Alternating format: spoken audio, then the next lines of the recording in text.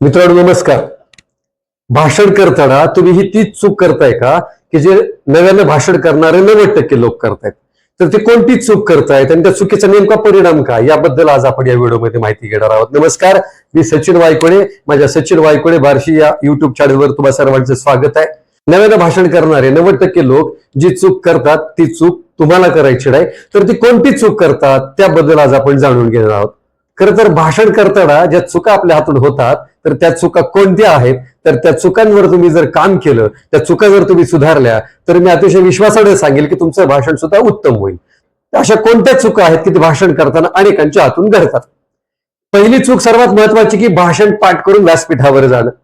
खरं तर भाषण पाठांतर करण्याची सवय अनेकांना असते. सुरुवातीच्या काळामध्ये भाषण पाठ करून तुम्ही जर व्यासपीठावर गेलात आणि भाषण करायला लागलात आणि मध्येच जर ते भाषण विसरलं आणि ते भाषण विसरल्यानंतर जो गोंधळ उडतो त्या गोंधळामुळे तुमचा आत्मविश्वास ढासळतो आणि याचा परिणाम तुमच्या भाषणावर होतो आणि समोरील श्रोत्यांवर पण होतो.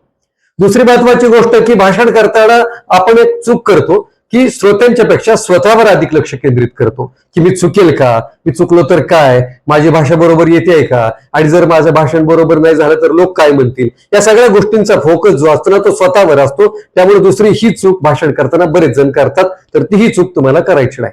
तिसरी जी चूक असते ती भाषण करताना बऱ्याच जणांच्या हातून घडते. ती म्हणजे भाषणाची सुरुवात केली की स्वतःबद्दलच ते अधिक बोलत राहतात, स्वतःची ओळख लांबवतात.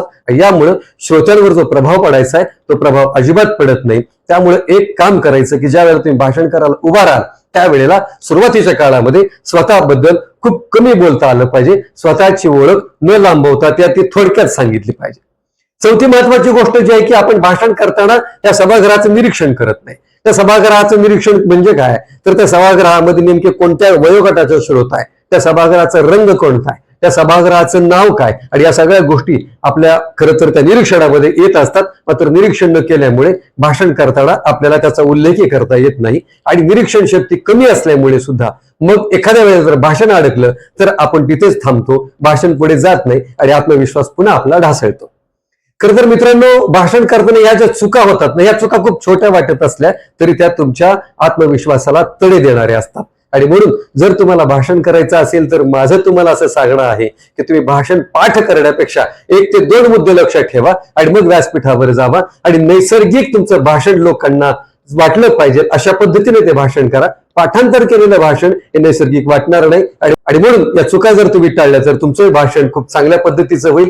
मित्रांनो, खरं जर तुम्हाला भाषणाबद्दल काही व्हिडिओ पाहिजे असतील, या संदर्भातली काही माहिती जाणून घ्यायची असतील तर डिस्क्रिप्शन मध्ये मी त्याच्या लिंक दिलेल्या आहेत. त्यामध्ये भाषणाचा इतिहास याबद्दल माहिती आहे, भाषणाची सुरुवात कशी करावी याबद्दल माहिती आहे, शोकसभेचं भाषण कसं असावं याबद्दल सुद्धा मी व्हिडिओ केलेला आहे. त्याचबरोबर आभार कसे मानावेत, व्यक्तिमत्व विकास काय, या सगळ्या गोष्टींबद्दलची माहिती मी या युट्यूब चॅनलवर दिली आहे आणि त्याची लिंक मी व्हिडिओच्या डिस्क्रिप्शन मध्ये तुमच्यासाठी उपलब्ध करून दिलाय. मित्रांनो, खरं तर तुम्हाला हा व्हिडिओ कसा वाटला त्याबद्दल तुम्ही नक्की अभिप्राय द्या आणि हा व्हिडिओ लाईक करा, शेअर करा. धन्यवाद.